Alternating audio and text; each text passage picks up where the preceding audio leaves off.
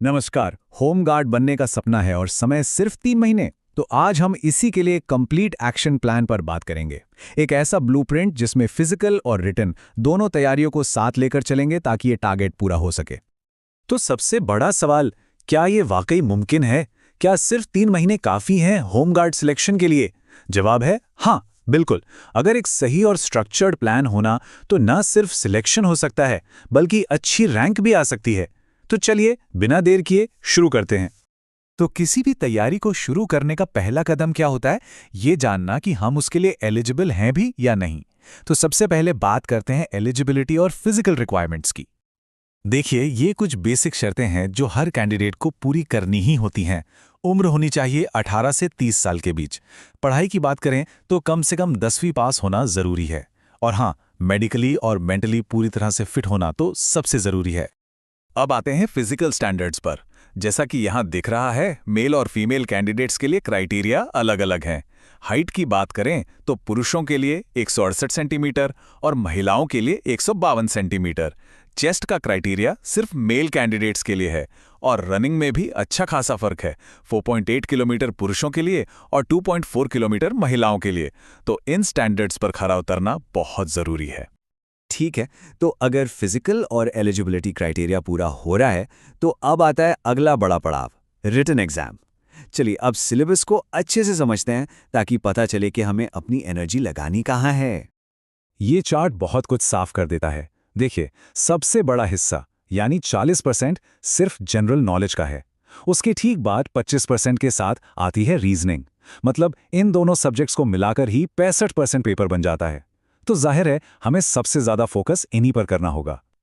और जब हम जनरल नॉलेज की बात करते हैं तो इसका मतलब क्या है? उसका मतलब है हिस्ट्री, ज्योग्राफी, अपना संविधान, इकोनॉमी और हाँ, करंट अफेयर्स को तो बिल्कुल नहीं भूल सकते। आजकल क्या चल रहा है ये जानना बहुत जरूरी है। यही वो टॉपिक्स हैं जो हमारी तैयारी की नींव बनेंगे। तो अब आते हैं इस पूरी चर्चा के सबसे जरूरी हिस्से पर, वो 3 महीने का एक्शन प्लान जो हमारी सफलता का पूरा ब्लूप्रिंट है। इसमें हम महीना दर महीना देखेंगे कि फिजिकल और पढ़ाई दोनों को कैसे साथ लेके चलना है।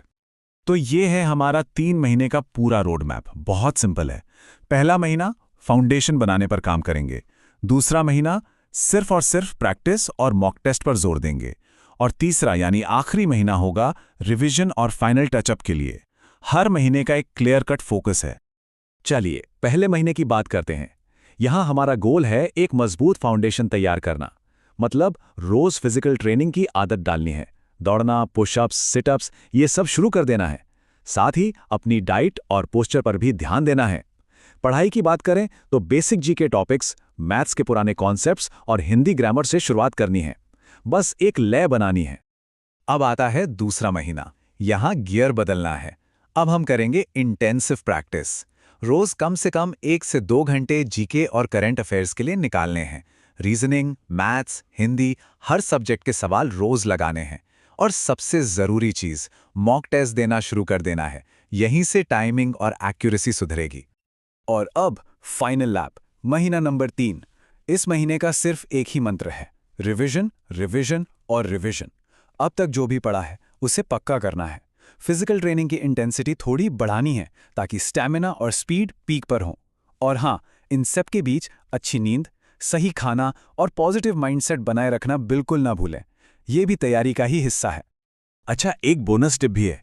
अगर किसी के पास एनसीसी का सर्टिफिकेट है या ड्राइविंग लाइसेंस है या फिर कोई रेस्क्यू ट्रेनिंग की है तो इसके एक्स्ट्रा मार्क्स यानी बोनस पॉइंट्स मिल सकते हैं। ये एक बहुत बड़ा एडवांटेज हो सकता है जो दूसरों से आगे निकलने में मदद करेगा।